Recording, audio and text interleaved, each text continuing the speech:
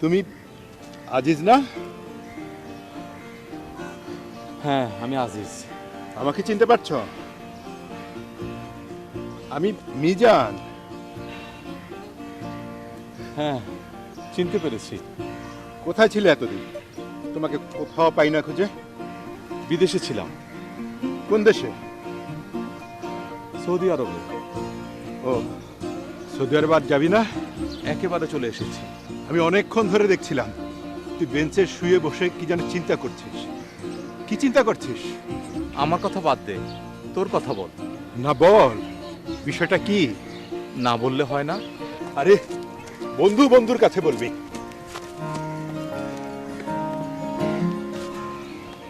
এতে সমস্যার কি আছে? হ্যাঁ, তবু আজ প্রথম দেখা, দুঃখের কথা নাই বা শুনলি। তুই আমার ছোটবেলার বন্ধু, আমাকে এড়িয়ে না যে বিষয়টা বল, কি হয়েছে, কি সমস্যা? থাক না বন্ধু, আমার মতো আমাকে থাকতে দে। থাকতো যদি তোর সাথে আমার দেখা না হতো। বল আমাকে বিষয়টা কি? আচ্ছা, বলে কি লাভ হবে? অবশ্যই লাভ হবে, কারণ তুই আমার বন্ধু। তোর সমস্যা মানে তো আমারও সমস্যা। ঠিক আছে, তাহলে শোন। প্রায় 20 বছর সৌদি আরব ছিলাম। জীবনে যা উপার্জন করেছি সব সব টাকা আমি বউয়ের কাছে পাঠিয়েছি, কিন্তু বউ সব টাকা নিয়ে অন্যের সাথে পালিয়ে গেছে। ছেলে সন্তান? ছেলে সন্তান হয়নি। তাহলে আবার সৌদি আরব চলে যা। সে পথ বন্ধ করে এসেছি। সৌদি আরব থেকে একেবারে চলে এসেছি। বউ চলে গেছে, সৌদি আরবের পথ বন্ধ হয়ে গেছে, তাতে কি? আমি তো আছি। তুই আছিস? তুই আমার সাথে থাকবি। মানে? মানে আর কিছু না, আমার সাথে আমার প্রতিষ্ঠান তুই থাকবি। তোর সাথে থাকবো? হ্যাঁ, আমার সাথে থাকবি। বান্দা এক দরজা বন্ধ করে দেয়, খোদা হাজার দরজা খুলে দেয়। কিন্তু কোনো কিন্তু না, আমার সাথে চল। দেখ, আমার দুঃখ নিয়ে আমাকে থাকতে দে। এত কথা বলিস না তো, চল আমার সাথে চল। আয়, বস, এই চেয়ারে বস। আজ থেকে এই ঘর হচ্ছে তোর ঠিকানা। চেয়ারে বসবি, এই অফিস তুই চালা। বন্ধু, এই ঋণ আমি কিভাবে শোধ করবো? থেকে ঋণ বলছিস কেন? বন্ধু কি বন্ধুর জন্য এগিয়ে আসবে না? তুই আমার সাথে থাকলে শুধু তোর উপকার, আমার তো। আমি যদি তোর উপকার করতে পারি তাহলে নিজেকে ধন্য মনে করব। ধন্য মনে করতে হলে একটা জিনিসই যথেষ্ট। সেটা আবার কি? বিশ্বাস, বিশ্বস্ততা। সেটা তুই শতবার পাবি। সেটা আমি জানি তো, জানি বলেই এত বড় দায়িত্বটা তোর হাতে তুলে দিচ্ছি। স্যার, আমার দায়িত্বটা কি?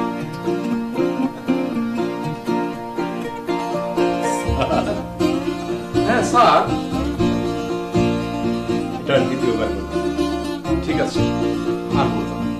তাহলে বল বন্ধু, আমার দায়িত্বটা কি?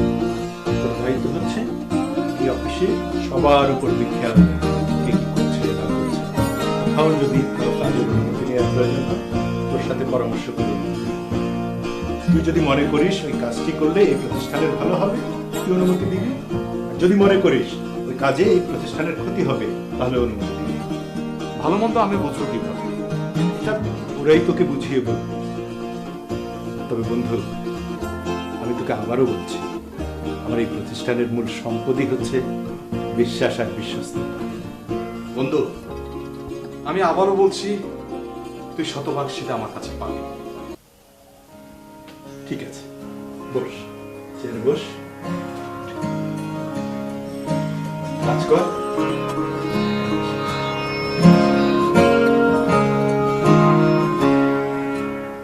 কি ব্যাপার ডার্লিং, এই সময় অফিসে চলে এলে? তুমি বলেছো অফিসের কথা যেন আমি বাসায় না বলি। আজ বাধ্য হয়ে তোমার অফিসে আসলাম। তুমি অফিসে কাকে বসিয়েছো? ও, এই জন্য এত রেগে আছো? শুনো, আমি তোকে বিষয়টা বুঝিয়ে বলছি। ও হচ্ছে আজিজ, আমার খুব ঘনিষ্ঠ বন্ধু, আমাদের বাল্য বন্ধু। আমরা একসাথে স্কুলে পড়তাম, আমাদের একই গ্রামের। আজকাল ভাই ভাইয়ের না, ছেলে বাবাকে সম্পত্তির জন্য হত্যা করছে, আর তুমি আছো বন্ধু নিয়ে। তুমি কিভাবে পারলে ওকে এখানে নিয়ে আসতে? আমি তোমাকে জিনিসটা বুঝিয়ে বলছি, শোনো। তুমি জানো আমাদের বিজনেস এমন একটা বিজনেস যে কেউ হাত করে নিতে পারে, আর তুমি তোমার বন্ধুকে নিয়ে আসলে। কিভাবে পারলে এটা করতে? আমি তোমাকে বুঝাতে পারছি না। তুমি কি বোঝাতে চাচ্ছ আমাকে বলো। সব সময় তোমার সব কথা আমি শুনেছি, এবার আর না। মনে রাখবে তুমি এখন একা না, তোমার সঙ্গে আমরাও জড়িত। আজকে যদি তোমার এই ব্যবসায় ধস নামে, আমাদেরও তোমার সাথে পথে নামতে হবে। আমি কথাটা তোমাকে বুঝিয়ে বলছি, আমার কথাটা একটু বোঝার চেষ্টা তুমি কি করো। তোমার বন্ধুকে অফিসে রাখবে নাকি বের করবে, কোনটা আমাকে বলো। আমি তোমাকে বলছি, কথাটা বুঝিয়ে বলছি, শোনো একটু। ও আচ্ছা, তার মানে তোমার বন্ধুকে তুমি অফিসে রাখছো? তোমার যা ইচ্ছে তুমি করো, আমি গেলাম।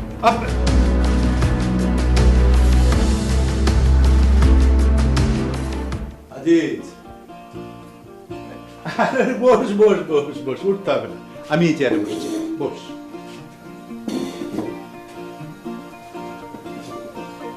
সবকিছু ঠিকঠাক চলছে তো না? হ্যাঁ ইনশাল্লাহ চলছে। হ্যাঁ বন্ধু, তুই তো সবকিছু খুব সুন্দরভাবে বুঝে নিয়েছিস।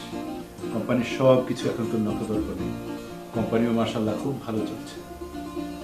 এবার যে আমাকে কিছুদিনের জন্য ছুটি দিতে হবে বন্ধু।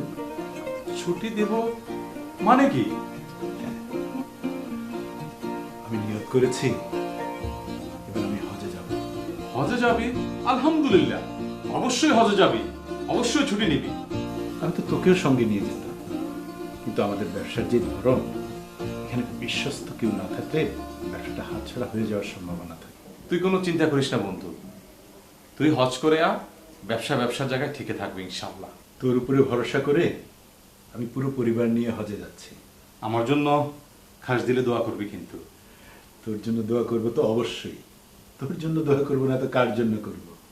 তোর কাছে আমার সমস্ত সম্পদ রেখে যাচ্ছি বন্ধু। আমার কাছে তোর সম্পদ আছে শুধু সেই জন্য দোয়া করবি? না না না বন্ধু, আমি আসলে ওভাবে বলিনি। আমি রসিকতা করলাম। আমি জানি বন্ধু, আমি জানি। আসি আমি, হ্যাঁ? ভালো থাকিস। স্যার এই যে এই পাশটাতে একটা সিগনেচার লাগবে। সব তো ঠিক আছে? হ্যাঁ স্যার, আমি চেক করে নিয়ে এসেছি। আচ্ছা ঠিক আছে। আর এইখানটা স্যার একটা কথা বলি, যদি কিছু মনে না করেন। বলেন। আপনি আসার পরে আমাদের কোম্পানিটা আসলে অনেক দূরে এগিয়ে গিয়েছে। তা না, কোম্পানি আগেও বড় ছিল, আমি আসার পরে হয়তো একটু বেড়েছে এই আর স্যার কি। একটু বাড়ানা, প্রায় 70% আপনি আসার পর উন্নতি হয়েছে। আমাদের কোম্পানিটা তো একদম মানে যায় যায় পরিস্থিতিতে ছিল, এখন তো আপনি আসার পর আবার মনে হচ্ছে যে ভেসে উঠেছে আমাদের কোম্পানি। স্যার আপনাকে যে কি বলবো, আপনি আসার পর স্যার 70%, হ্যাঁ হ্যাঁ আমার তো মনে হয় 70% এর চেয়ে বেশি আমাদের কোম্পানি এখন মার্কেটে আছে। না না, আপনি একটু বাড়িয়ে বলছেন। না না স্যার, বাড়ানো না, আমি সত্যি কথাটাই বলছি। স্যার আমাদের কোম্পানি আপনাকে যে ধরনের সুযোগ সুবিধা দেওয়া দরকার তা তো দিচ্ছে না, আপনাকে আপনার ন্যায্য অধিকার থেকে বঞ্চিত করছে। আমি একা মানুষ, আমার আর কি প্রয়োজন? স্যার সম্পদ না থাকা যে কতটা কষ্টের, বিশেষ করে একটা পুরুষ মানুষের জন্য, তা তো আপনার মুখেই শোনা। তারপরও আপনি এই কথা বলছেন। কিন্তু আমি যখন শেষ হয়ে যাচ্ছিলাম তখন মিজানে আমাকে দাঁড় করিয়েছে। আপনি ওনাকে ঠকান তা তো আমি বলছি না, আপনি আসার আগে ওনার যে অবস্থান ছিল, যত দূর ওনার কোম্পানি ছিল, আপনি ওনাকে সেটা বুঝিয়ে দিয়ে বাকিটা আপনার করে নেন। মানে? স্যার মানে আপনি যত দূর এগিয়ে নিয়েছেন সেই অংশটুকু আপনি আপনার নিজের করে নেন, মানে কোম্পানিটা আপনার নিজের করে নেন। রূপা প্লিজ আপনি এখান থেকে যান। স্যার আমার কথাটা একটু ভেবে দেখুন। না, কোনো ভাবাবেন, প্লিজ প্লিজ আপনি বেরিয়ে যান। স্যার একটাবার আমার কথাটা ভেবে দেখুন। প্লিজ আপনি বেরিয়ে যান। স্যার কথাটা একটু চিন্তা করে দেখবেন। যত সব।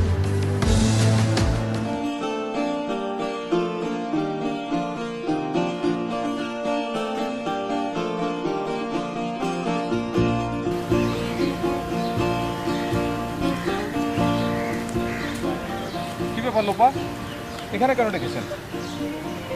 দেখেছি আপনাকে কিছু কথা স্মরণ করানোর জন্য। বলেন। আচ্ছা স্যার, দেখেন তো এই বেঞ্চটার কথা আপনার মনে পড়ে কিনা?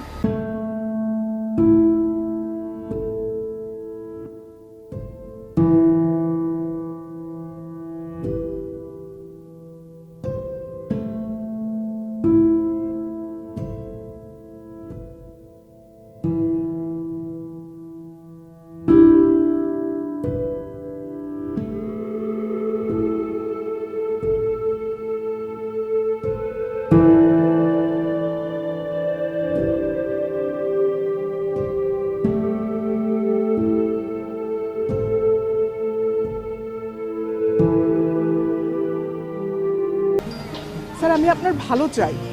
আমি দেখেছি আপনি কি অবস্থায় আমাদের অফিসে এসেছিলেন।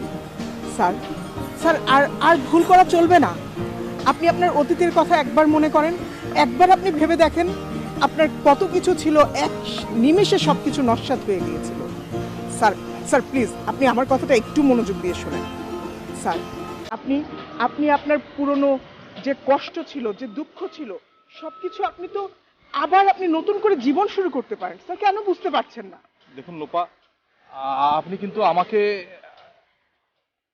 এসব আহা স্যার, আপনি আপনি আপনি দ্বিধান্বিত হবেন না স্যার। আমি আপনাকে আপনার সঠিক লক্ষ্যটা আমি আপনাকে দেখানোর চেষ্টা করছি। আপনি কেন বুঝতে পারছেন না? মানুষের জীবনে ভুল হয়েই থাকে, কষ্ট সমস্যা আসে, কিন্তু তা থেকে যখন মানুষ পরিত্রাণ পেতে চায়, তখন আপনি কেন আপনার হাতের কাছে সুযোগ থাকা সত্ত্বেও আপনি সেই পরিত্রাণগুলো আপনি নিতে চাচ্ছেন না? কিন্তু এ তো হয় না, এ তো অপরাধ হয়ে যাবে। কিসের অপরাধ? আমি তো আপনাকে কারোর সাথে বিশ্বাসঘাতকতা করতে বলছি না। আপনি যে অংশটুকু, আপনি যেটা বাড়িয়েছেন, আপনি যে অংশটুকু আমাদের অফিসকে আপনি অর্জন করে দিয়েছেন, আমি সেটার ভাগ আপনাকে নিতে বলছি। দেখুন, এটা আমার দ্বারা সম্ভব না। স্যার, আমি আপনাকে নিয়ে ভাবতে শুরু করেছি স্যার। না না, এসব আপনি কি বলছেন? এ হয় না। দেখুন, আমি এটা পারবো না। আপনার স্ত্রীর দেয়া যত দুঃখ কষ্ট আমি সব কিছু আমার ভালোবাসা দিয়ে ভুলিয়ে দিতে চাই। প্লিজ, এসব আপনি বলবেন না। এসব আমি পারবো না। স্যার, আমি তো আপনাকে অন্যায় কিছু করতে বলছি না, কারো অধিকার দখল করতে বলছি না। আমি বলছি আপনি আপনার নিজের অধিকারটা বুঝে নেন স্যার। আপনি যে 70% আপনি আমাদের অফিসের জন্য আপনি অর্জন করেছেন, আপনার সেই অর্জনের ভাগীদার আপনাকে হতে বলছি। আর তো কিছু বলছি না। কিন্তু কোনো কিন্তু নয় স্যার। আমি আপনার স্ত্রীর দেওয়া যত দুঃখ কষ্ট আছে সব আপনাকে ভুলিয়ে দিতে চাই। আমার ভালোবাসা দিয়ে আমি আপনার জীবনটাকে অনেক সুন্দর।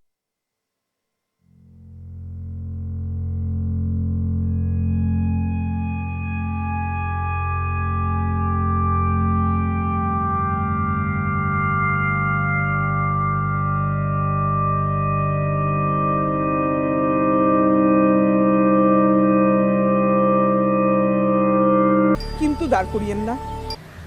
ঠিক আছে।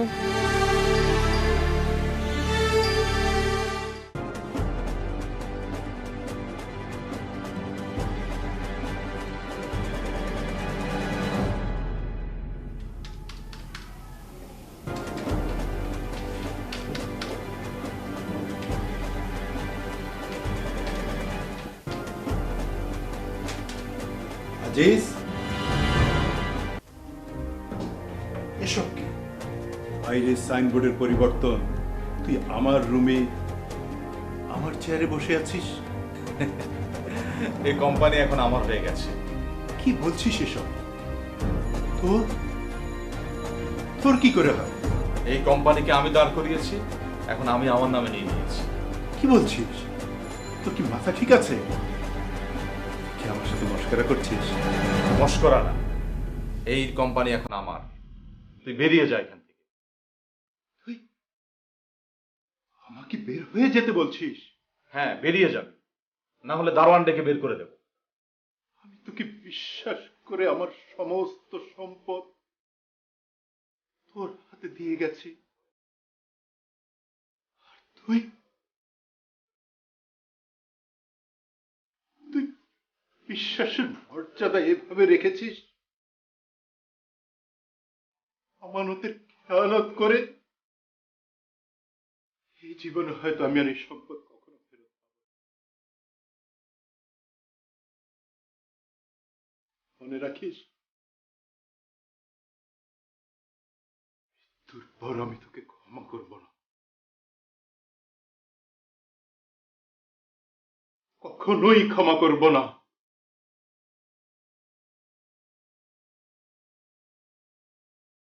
বিশ্বাস কর।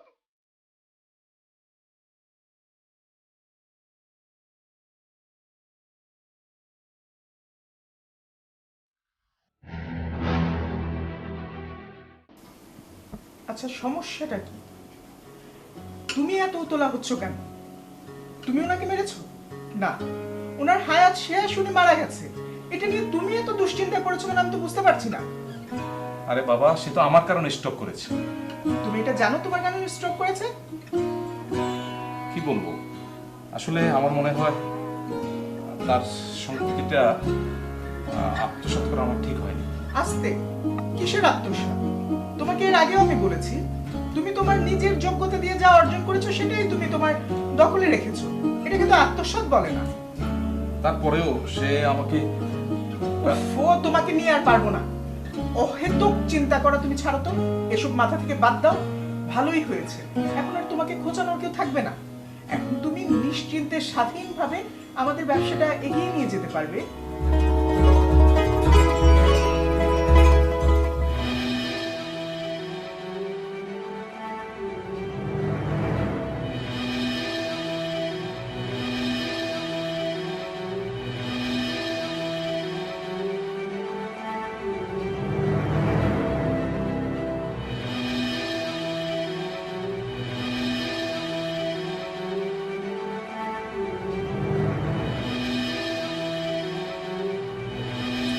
তোর আমি তোকে ক্ষমা করব না,